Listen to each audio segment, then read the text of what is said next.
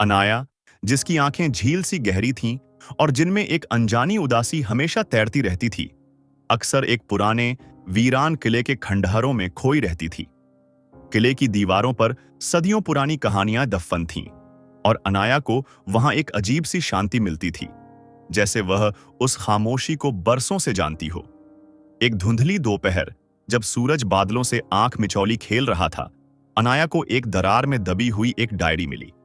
पन्ने पीले पड़ चुके थे, किनारों से फटे हुए, और स्याही कुछ जगहों पर धुंधली हो गई थी, जैसे आंसुओं ने शब्दों को धो दिया हो। डायरी किसी क्षितिज नाम के लड़के की थी।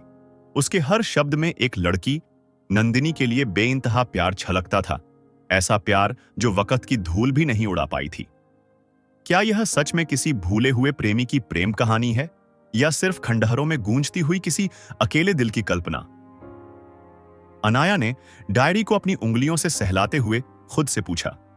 उसकी उंगलियां हर अक्षर पर ठहर जाती थीं, जैसे किसी अनकही कहानी को महसूस कर रही हों।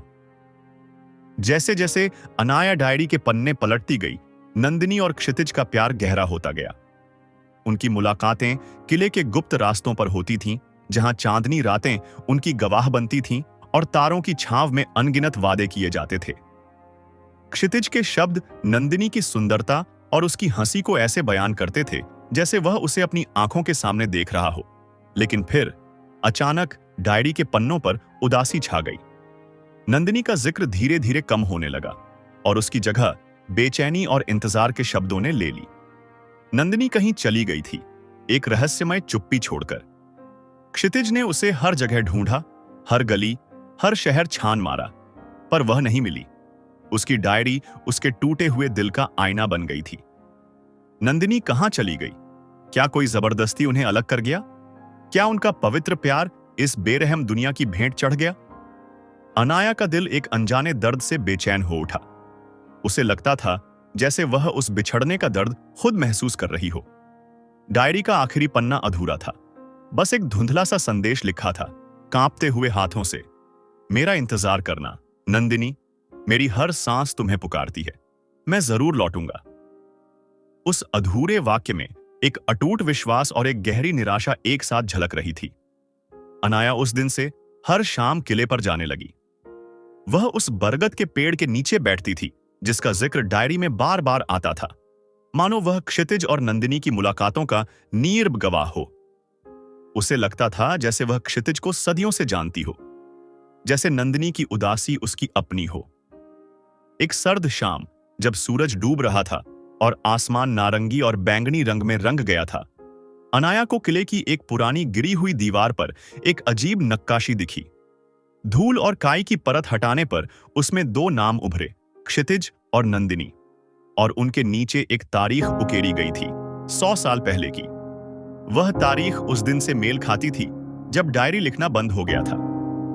क्या क्षितिज और नंदिनी सच में सदियों पहले यहां रहते थे? क्या उनका प्यार इतना गहरा था कि समय की क्रूर लहरें भी उसे मिटा नहीं पाईं? अनाया हैरान थी, उसका दिल तेजी से धड़क रहा था। यह महज एक कहानी नहीं थी, यह एक सच्चाई थी। उसी रात अनाया को एक अजीब सपना आया। उसने देखा कि क्षितिज एक उदास चेहरा लिए अपनी खोई हुई मोहब्बत को पुकारता हुआ किले के खंडहरों में घूम रहा है। उसकी आवाज में सदियों का दर्द और अकेलापन घुला हुआ था। नंदिनी का नाम हवा में गूंज रहा था, एक टूटे हुए गीत की तरह। अनाया ने भी उसे पुकारा, अपनी आवाज की पूरी ताकत से, लेकिन क्षितिज की नजरें उसे देख नहीं पाईं, जैसे उनके बीच समय की एक अगम्य दीवार खड़ी हो। क्या यह सिर्फ एक भयानक सपना था, या क्षितिज की बेचैन आत्मा आज भी इस किले में अपनी नंदिनी के लिए भटक रही है?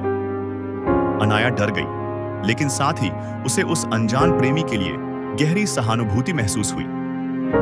अगले दिन अनाया ने किले के बारे में और जानकारी जुटाने की कोशिश की। उसने पुराने दस्तावेज खंगाले, स्थानीय लोगों से बात की।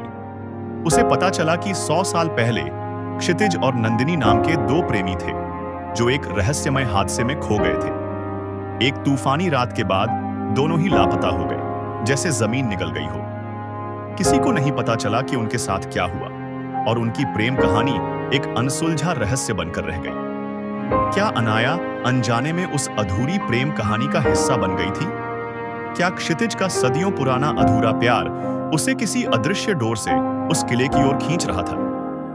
ये सवाल उसके मन में एक उलझन की तरह घूम रहे थे, उसे रात दिन बेचैन कर रहे थे। एक दिन अनाया को किले के एक गुप्त अंधेरे कमरे में एक और छोटी चमड़े की जिल्द वाली डायरी मिली। यह नंदिनी की डायरी थी। उसकी लिखावट क्षितिज की डायरी से बिल्कुल अलग थी, लेकिन उसमें वही गहरा प्यार और वही बिछड़ने का दर्द महसूस हो रहा था। उसमें लिखा था कि उन्हें जबरदस्ती अलग कर दिया गया था और वह हर पल क्षितिज का इंतजार कर रही थी, अपनी आखिरी सांस तक। आखिरी पन्ने पर एक सूखा हुआ जंगली फूल था, वही फूल जो अनाया को अक्सर अपने सपनों में दिखता था, एक उम्मीद का प्रतीक। क्या यह इंतजार कभी खत्म होगा? क्या 2 सदियों का बिछड़ा हुआ प्यार जो समय की हर कसौटी पर खरा उतरा है, कभी मिल पाएगा? अनाया की आंखें नम हो गईं।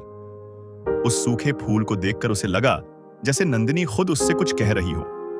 अचानक अनाया को लगा जैसे किसी ठंडी हवा के झोंके ने उसका हाथ पकड़ा हो। उसने डर कर पीछे मुड़कर देखा, लेकिन उस सुनसान कमरे में कोई नहीं था। फिर हवा में एक धीमी सी मधुर आवाज गूंजी, इतनी धीमी कि वह मुश्किल से सुन पाई। हम हमेशा साथ हैं। तभी किले की कमजोर दीवार गिरने लगा। अनाया समझ गई, क्षितिज और नंदिनी का प्यार कभी नहीं मरा था। वह उस किले की हर ईंट में, हर उड़ती हुई धूल में, हर बहती हुई हवा के झोंके में जिंदा था। उनका सदियों का इंतजार आखिरकार खत्म हो चुका था, क्योंकि अनाया की मृत शरीर अब खंडहरों में समा चुकी थी। उनकी आत्माएं उस किले की खामोशी में हमेशा के लिए एक हो चुकी थीं।